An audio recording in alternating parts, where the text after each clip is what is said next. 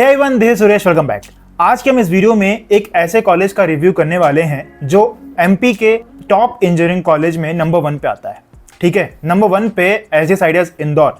अगर आपको एनआईटी भोपाल नहीं मिल रहा है या कहीं पे आईआईटी नहीं मिल रही है या कहीं पे ट्रिपल आईटी नहीं मिल रही है, बट ये जो कॉलेज है ये एनआईटी के बराबर ही है, तो इसके बारे में अगर आपको नहीं पता तो वीडियो लास्ट तक देखना। इस वीडियो में हम एसजे आइडियाज इंदौर के बारे में पूरी इन्फॉर्मेशन देंगे।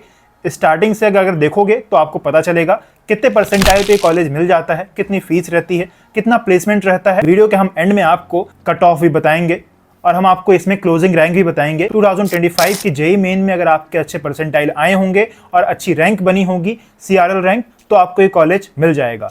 तो 1952 में एस्टैब्लिशमेंट हुआ था इस कॉलेज का। ये सेमी गवर्नमेंट कॉलेज है। ये आपको रेलवे स्टेशन के बहुत पास से मिलेगा। 2 किलोमीटर अप्रॉक्स है रेलवे स्टेशन से एसजे आइडियाज इंदौर की डिस्टेंस, और एयरपोर्ट से थोड़ा दूर है। एमपी में अगर हम बात करें एनआईटी कॉलेज के बाद ये एसजे आइडियाज इंदौर ही आता है।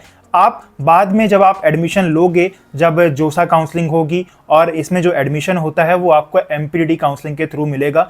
जो इसमें एडमिशन प्रोसेस रहती है, आपको एमपीडीटी काउंसलिंग में रजिस्ट्रेशन कराना होता है। आपकी अगर रैंक अच्छी होगी तो ये आपको ये कॉलेज दे दिया जाएगा। इस कॉलेज में कौन कौन सी ब्रांचेस हैं? इस कॉलेज में आपको computer science, IT, electronics, telecommunication, electronics communication नहीं है, इसमें इलेक्ट्रॉनिक्स टेलीकम्युनिकेशन है, and civil, mechanical, electrical and industrial production branch and biomedical branch. जो लास्ट की 2 ब्रांच है, इंडस्ट्रियल प्रोडक्शन एंड बायोमेडिकल, इनके बारे में बहुत कम लोग जानते हैं। तो एमपी में ये नंबर 1 कॉलेज क्यों है? यार सिंपल सी बात है, इसका प्लेसमेंट अच्छा होगा। ठीक है, तो एमपी में नंबर 1 कॉलेज है। अब एमपी के जो नीचे जो आते हैं गवर्नमेंट कॉलेज चाहे प्राइवेट कॉलेज, जितने भी कॉलेज हैं उनमें नंबर 1 यही है। अगर आपका एनआईटी भोपाल नहीं मिल रहा होगा तो अगर आपको ये कॉलेज मिल रहा है तो इसमें एडमिशन ले लेना।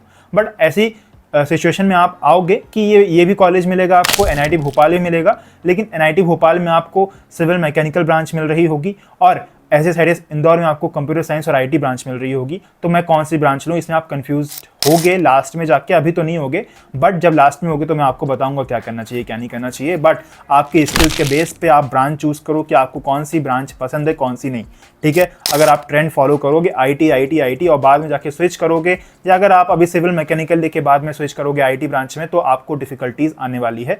तो बहुत सोच समझ के ब्रांच चूज करना। अगर आप ब्रांच स्टार्टिंग में ही चूज कर लोगे खराब, जिसमें आपको इंटरेस्ट ही नहीं है, वैसे तो इंटरेस्ट रहता भी नहीं है, बिना लिए इंटरेस्ट डेवलप होता है ब्रांच लेने के बाद, बट फिर भी थोड़ा बहुत आप कनेक्ट कर सकते हो कि मुझे क्या पसंद है क्या पसंद नहीं है। उसके बेस पे आप ब्रांच चूज करके आगे बढ़ सकते हो। ठीक है, बात करते हैं यार इसमें इस कॉलेज की फीस कितनी है। जल्दी से हम फीस बता देते हैं इस कॉलेज की। इस कॉलेज में आपको फीस जो मिलेगी वो 2 ग्रुप में ये कॉलेज वालों ने फीस को बांटा है। एक बायोमेडिकल आईटी ब्रांच, एक biomedical engineering and IT branch है। 2 ब्रांचेस इसमें रखी गई है, जिसमें आपको पर ईयर 1,49,000 अप्रॉक्स रहेगी। अगर हम पर सेमेस्टर की बात करें तो 77,000 एंड सेकंड सेम में 71,000। बट आपकी ना जो अभी फर्स्ट सेम और सेकंड सेम में जो फीस लगेगी वो ज़्यादा लगेगी, बट जब आप सेकंड ईयर में पहुंच जाओगे थर्ड सेम से, तो आपकी फीस थोड़ी सी कम हो जाएगी। ओके, और अगर हम बात करें बायोमेडिकल और आईटी ब्रांच के अलावा जो दूसरी ब्रांच का ग्रुप है, तो उसकी थोड़ी कम फीस है 1,21,000, बट बायोमेडिकल और आईटी ब्रांच जो ग्रुप है उसकी फीस ज़्यादा है। तो जितनी भी है फर्स्ट ईयर में आपकी थोड़ी ज़्यादा फीस लगेगी, देन जब आप थर्ड सेमेस्टर सेकंड ईयर में पहुंच जाओगे तो आपकी फीस कम लगने वाली है। ठीक है, इसमें क्या होता है, एमपीडी काउंसलिंग में बहुत सारी कैटेगरीज होती हैं, बहुत सारी सीट्स होती हैं। तो अलग अलग कैटेगरीज की डिफरेंट सीट्स होती हैं, बहुत सारे कोटा होते हैं, सैनिक quota, TFW seat tuition fee waiver seat. अगर आपकी परसेंटाइल बहुत अच्छे आ रहे हैं जिससे आपको टीएफडब्ल्यू सीट मिल जाएगी, ट्यूशन फीस वेवर सीट मिल जाएगी, तो आपकी फीस भी कम हो जाएगी। मतलब ट्यूशन फीस इसमें माफ़ हो जाती है, बाकी जो अदर चार्जेस रहते हैं वो आपको लगेंगे। हाँ, आपको पर ईयर इतनी फीस देनी पड़ेगी। सबसे कम फीस देनी होती है इसमें 55,000 आपको पर ईयर। टीएफडब्ल्यू सीट अगर आपको मिलती है तो 55,000 आपको पर ईयर फीस लगने वाली है। अगर हम बात करें हॉस्टल की, तो जो हॉस्टल फीस लगने वाली है वो आपको 18,000 बॉयज़ एंड गर्ल्स का रहेगा, और आपकी जो मेस फीस लगने वाली है पर सेमेस्टर वो 16,000 लगने वाली है। ये जो हॉस्टल फीस मैंने बताई है ये पर सेमेस्टर फीस है। ओके, और बहुत सारी स्कॉलरशिप्स भी मिल जाएंगी आपको, तो यार कोई दिक्कत नहीं है। OBC, ST, SC category and MMBY scholarship मिल जाती है, तो इसमें आपको ज़्यादा फीस का इशू नहीं होने वाला है। हाँ, पहले इस कॉलेज में फीस कम लगती थी, बट जैसे जैसे ईयर इंक्रीज होते जा रहे हैं, जैसे जैसे हम आगे बढ़ते जा रहे हैं वैसे वैसे इनकी फीस भी बढ़ती जा रही है। तो यार अब बात करते हैं प्लेसमेंट की। तो प्लेसमेंट की इसमें हमको डीप में जाने की नीड नहीं है, बिकॉज इसमें क्या है, नंबर 1 कॉलेज है पहली चीज़, एंड सेकेंड चीज़ आपकी ब्रांच के ऊपर डिपेंड करने वाला है कि आप कौन सी ब्रांच से हो। आप कंप्यूटर साइंस और आईटी ब्रांच से हैं तो आपका जो पैकेज रहेगा वो थोड़ा हाई रहेगा। अगर आप मैकेनिकल सिविल ब्रांच से हैं तो थोड़ा पैकेज आपका लोएस्ट रह सकता है, ठीक है। बट आपका इसमें प्लेसमेंट हो जाएगा। प्लेसमेंट होगा वो आपको बिना कुछ करे प्लेसमेंट नहीं मिलने वाला है। कहीं भी जाओगे, कोई भी कॉलेज में जाओगे, आपको एफर्ट्स मानने ही पड़ते हैं, देन आपको प्लेसमेंट मिलता है। ओके, हम प्लेसमेंट रिकॉर्ड अगर हम बताएं तो इसका जो हाईएस्ट पैकेज जा चुका है ऑन कैंपस वो 32 LPA हाईएस्ट जा चुका है, और ऑफ कैंपस बहुत ज़्यादा जा चुका है। तो ऑफ कैंपस इसमें इंक्लूड नहीं है। तो ऑफ कैंपस मैटर भी नहीं करता और ऑन कैंपस भी मैटर नहीं करता। बट जो आपका एवरेज पैकेज मिलने वाला है वो 66.5 एवरेज पैकेज है। इतनी भी बिग कंपनीज हैं, चाहे वो TCS हो, चाहे विप्रो, इन्फोसिस, ठीक है, कैपजेमिनी एंड महिंद्रा, तो आपको इस कॉलेज में पूरी कंपनीज देखने मिलेंगी, चाहे वो टेक ब्रांच हो, चाहे वो कोर ब्रांच हो। सिविल मैकेनिकल वालों को भी यहाँ पे आपको प्लेसमेंट देखने मिलेगा। इवन इंडस्ट्रियल प्रोडक्शन ब्रांच आपको प्लेसमेंट देखने मिल जाता है, ठीक है। इंडस्ट्रियल प्रोडक्शन ब्रांच अगर आपको मिल रही है और आपने एडमिशन ले लिया है तो भी आपको इसमें प्लेसमेंट मिलेगा। इस कॉलेज में इंडस्ट्रियल प्रोडक्शन ब्रांच अच्छी है। अगर आपको CS, IT, मैकेनिकल, सिविल ऊपर की जो ब्रांचेस हैं उसमें एडमिशन नहीं मिल पा रहा है और आपने IP ब्रांच से एडमिशन ले लिया है तो यार इसमें प्लेसमेंट मिल जाता है। इस कॉलेज में प्लेसमेंट की दिक्कत तो नहीं है, बस इस कॉलेज में ये है कि हमारा भैया एडमिशन हो जाए, कितने परसेंटाइल पे हमको एडमिशन मिल जाएगा। मेन मुद्दे की बात ये है कितने परसेंटाइल में मिल जाएगा। तो अगर आपके 95 परसेंटाइल के ऊपर हो जनरल कैटेगरी वालों और आपको चाहिए कंप्यूटर साइंस ब्रांच, 97 परसेंटाइल के ऊपर रहना पड़ेगा, तब आपको जाके जनरल कैटेगरी से CSE ब्रांच मिल पाएगी। देन अगर आपको सिविल, मैकेनिकल, इलेक्ट्रिकल ये ब्रांचेस चाहिए तो आपको यार यहाँ पे 94-95 परसेंटाइल भी आपको मिल जाएगा। ओके, अगर आप OBC कैटेगरी से हैं तो आपको 94-95 परसेंटाइल चाहिए, 95 परसेंटाइल तो चाहिए ही चाहिए IT ब्रांचेस के लिए। एंड देन अगर आपको सिविल मैकेनिकल चाहिए तो आप OBC 93, 94, 92 परसेंटाइल पे भी हो तो आपको मिल जाएगा, सेफ रहोगे। हाँ, अगर OBC कैटेगरी से हो और आप 90 परसेंटाइल के नीचे आ रहे हो तो यार बहुत मुश्किल रहेगा आपका, क्योंकि रैंक पे नहीं बनेगी। मैं आपको क्लोजिंग रैंक भी बताऊंगा।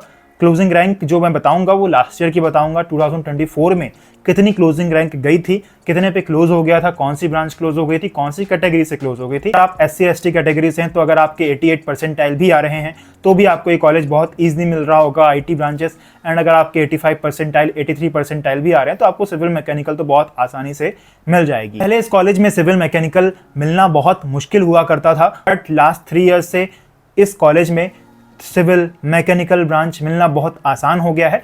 तो अगर आपको IT ब्रांच नहीं मिल पा रही है तो सिविल मैकेनिकल ब्रांच मिल पाएगी। भैया अच्छी ब्रांच कौन सी होती है कॉलेज में ये बता दो। देखो यार, अच्छी ब्रांच कोई सी भी नहीं होती है, बस थोड़ा बहुत आपको इंटरेस्ट होना चाहिए। अगर आपको थोड़ा बहुत अवेयर हो तो उस ब्रांच को चूज़ करो। अगर आपको ट्रेंड के पीछे भागना तो आप भाग सकते हो। अगर आपकी मेंटालिटी ये होगी कि मैं सिविल मैकेनिकल लेके या इलेक्ट्रिकल लेके बाद में हम स्विच कर सकते हैं, IT ब्रांच से प्लेसमेंट ले सकते हैं, तो ले सकते हो, कोई दिक्कत नहीं है। लेकिन इतना हम क्यों करें, इतना वर्क क्यों करें, ठीक है। अगर करना ही है तो कुछ एक पे करो। अगर आप सिविल लिए हो, मैकेनिकल लिए हो तो उसी पे करो, IT लिए हो तो उसी पे करो, ठीक है। बट थोड़ा बहुत इंटरेस्ट होना चाहिए, थोड़ा बहुत अवेयर होना चाहिए। तो अब हम आपको बताते हैं क्लोजिंग रैंक। क्लोजिंग रैंक कितनी गई थी लास्ट ईयर। MPD काउंसलिंग से इसमें एडमिशन मिलता है। मैं सभी कैटेगरी वाइज बताऊंगा, सभी ब्रांच का बताऊंगा। वीडियो को 1.5 स्पीड पे देख सकते हो, ठीक है। तो मैं आपको जल्दी से क्लोजिंग रैंक बताता हूँ। ये है MPD काउंसलिंग की क्लोजिंग रैंक। CSE ब्रांच के लिए अगर मैं बात करूँ तो EWS कैटेगरी जो गया था ये CRL रैंक है, कैटेगरी रैंक नहीं है, क्योंकि कैटेगरी रैंक बहुत सारी रहती है, OBC, ST, SC, बट ये कैटेगरी रैंक नहीं है, ये CRL रैंक है। 43,000 गया था EWS का। TFW जो सीट है वो 24,000 गया था। OBC ऑल का अगर हम बात करें तो 47,000। OBC फीमेल का जो है वो 51,000। SC कैटेगरी का 1,78,000। SC फीमेल कैटेगरी का 2,69,000। ST का 4,19,000। ST फीमेल का 4,73,000। MP के हो, जनरल कैटेगरी के हो तो 40,000 गया था। अगर आप MP के बाहर के हो तो जनरल कैटेगरी में काउंट होगा। अगर आप MP के बाहर से आ रहे हो, चाहे वो ST से हो चाहे OBC से हो, लेकिन अगर आप यहाँ पे आ रहे हो तो जनरल कैटेगरी में ही आओगे, तो आपके लिए जो कट ऑफ गया था वो 39,000 गया था CSE ब्रांच के लिए, ठीक है। अगर आप जनरल फीमेल से हो MP के तो 54,000 आपका गया था। बात करते हैं IT ब्रांच की। EWS कैटेगरी की 50,000 गया था।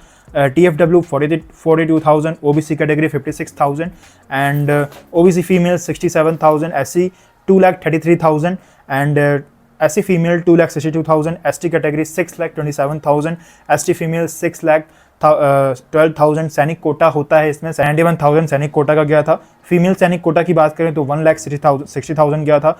जनरल फीमेल की बात करें तो 61,000 गया था। अगर आप MP के बाहर के हो तो 50,000 गया था इसका।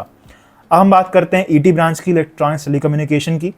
तो इसमें EWS का जो गया था वो 60,000 गया था। TFW का 55,000, OBC का 73, OBC फीमेल का 93,000, SC का 2,81,000, SC फीमेल का 1,95,000, SC सैनिक कोटा 7,46,000, ST का 1,28,000, जनरल का 62,000, जनरल फीमेल का 70,000, जनरल सैनिक कोटा का 98,000, जनरल फीमेल सैनिक कोटा का 1,90,000। अगर आप MP के बाहर के हो तो 60,000 गया था। अगर हम बात करें इलेक्ट्रिकल ब्रांच की, इलेक्ट्रिकल इंजीनियरिंग, EWS का गया था 84,000, TFW का 75,000, OBC का 95,000, OBC female 1,15,000, SC category 3,34,000 and SC female 3,36,000, ST 1,28,000, ST का गया था 12 लाख, NCC कोटा का गया था 1,84,000, जनरल का 86,000 गया था, जनरल फीमेल का 88,000, जनरल सैनिक कोटा का 1,68,000। MP के बाहर की बात करें तो 81,000 गया था। EI ब्रांच की बात करें तो EWS 74,000 गया था, TFW सीट का 73,000, OBC का 87,000, OBC फीमेल का 1 लाख, SC का 4,21,000, SC फीमेल का 3,46,000 एंड जनरल फीमेल का 77,000 एंड जनरल फीमेल का 81,000। अगर आप MP के बाहर के हो तो 78 गया था, 78,000। जनरल सैनिक कोटा के हो, अगर MP के हो, जनरल सैनिक कोटा के हो तो 1,44,000, जनरल सैनिक female quota 3 lakh and ST female quota 5 lakh and ST का 11 लाख। मैकेनिकल ब्रांच का गया था 1 लाख, EWS का TFW का गया था 91,000, OBC का 1,14,000, OBC फीमेल 1,50,000 एंड OBC सैनिक कोटा का 1 लाख गया था, SC का 5,44,000, SC फीमेल का 5,68,000, ST का 1,36,000। जनरल कोटा से 1 लाख गया था, जनरल फीमेल से 1,23,000, जनरल सैनिक कोटा से 1,69,000, जनरल सैनिक कोटा फीमेल 4,34,000। अगर आप MP के बाहर के थे तो 1 लाख गया था, ST फीमेल का 6 लाख गया था। अगर हम सिविल ब्रांच की बात करें तो बहुत आसान है। EWS 1,31,000, TFW 1,40,000, OBC 1,51,000, OBC female 1,83,000, OBC सैनिक कोटा 3,52,000, SC की 4,84,000, SC फीमेल 4,23,000, ST का 6 लाख गया था, ST फीमेल का 8 लाख गया था एंड जनरल का 1,29,000 गया था, जनरल फीमेल का 1,50,000 एंड जनरल सैनिक कोटा का 2,81,000 एंड ऑल जनरल आउटसाइड जो MP के बाहर के हैं वो 1,31,000 एंड जनरल सैनिक कोटा फीमेल 1 लाख गया था। ओवरऑल अगर हम कहें तो सिविल, मैकेनिकल, इलेक्ट्रिकल, ठीक है, इंडस्ट्रियल, प्रोडक्शन, बायोमेडिकल ब्रांच लेना बहुत आसान है। प्रॉब्लम आएगी किसमें? General, computer science branch, IT branch and electronics telecommunication. General वालों, OBC वालों, EWS वालों को थोड़ी प्रॉब्लम आने वाली है, बट अगर आप ST SC कैटेगरी से तो आपको थोड़ा ईजिली मिल जाने वाला है। अगर आपके अच्छे परसेंटाइल आ गए हैं और आपको IIT या NIT कॉलेज में नहीं मिल पा रहा है तो आप इस कॉलेज को जरूर टारगेट करें एंड आपको ये कॉलेज अगर मिल रहा है तो आपको प्लेसमेंट में कोई दिक्कत नहीं आएगी, आप ले सकते हैं। तो फीस भी सही है, प्लेसमेंट भी सही है, हॉस्टल भी सही है, हॉस्टल फीस भी सही है एंड एनवायरनमेंट भी सही है। अगर जब आपको अलॉट हो जाएगा तो आप एक बार विजिट करके देख लेना, तो आपको कॉलेज भी पता चल जाएगा, बहुत अच्छा है। अगर आप MP के बाहर के होंगे तो आपको नॉलेज नहीं होगी, बट आप जा के देख लेना अगर आपको अलॉट हो जाएगा तो। अगर कोई भी इन्फॉर्मेशन चाहिए इस कॉलेज के रिगार्डिंग और भी डाउट्स आ रहे हैं तो आप हम क्लियर कर सकते हैं, आप कमेंट भी कर सकते हैं, कमेंट करके ही पूछ सकते हैं एंड अगर आप कनेक्ट होना है तो आप मेरे इंस्टाग्राम से भी कनेक्ट हो सकते हैं एंड टेलीग्राम ग्रुप है, डिस्क्रिप्शन बॉक्स में टेलीग्राम का लिंक है, वहाँ पे टेलीग्राम ग्रुप बनाया है मैंने। वहाँ पे लास्ट ईयर जितने भी स्टूडेंट ले चुके हैं, जो आपके सीनियर्स हैं वो एडमिशन ले चुके हैं कॉलेज में, तो आप उनसे भी पूछ सकते हैं। वहाँ पे आपका ही डिस्कशन होगा, आप डिस्कशन करके वहाँ स्टूडेंट्स हैं तो ऑलरेडी कोई भी क्वेरी हो, चाहे वो MP के रिलेटेड, चाहे वो जितने भी MP में कॉलेजेस हैं, प्राइवेट हो चाहे वो गवर्नमेंट हो, तो आप पूछ सकते हो वहाँ पे किसी से भी मैसेज करके। हम कॉलेज के रिव्यूज़ करेंगे और कॉलेज के रिव्यूज़ आने वाले हैं, प्राइवेट कॉलेजेस के रिव्यूज़ आएंगे, गवर्नमेंट कॉलेजेस, पूरे गवर्नमेंट कॉलेजेस के रिव्यूज़ आएंगे, तो नए नए रिव्यूज़ आने वाले हैं। इस चैनल पे अगर आप नए हैं तो आप सब्सक्राइब कर सकते हैं, क्योंकि हम आने वाले टाइम पे बहुत सारे वीडियोज़ आने वाले हैं। MPD काउंसलिंग में मोस्टली आपको बहुत ज़्यादा हेल्प होने वाली, तो आप सब्सक्राइब कर सकते हैं। हम मिलते हैं आपको एक नेक्स्ट नए वीडियो में, तब तक के लिए thank you so much for watching, bye.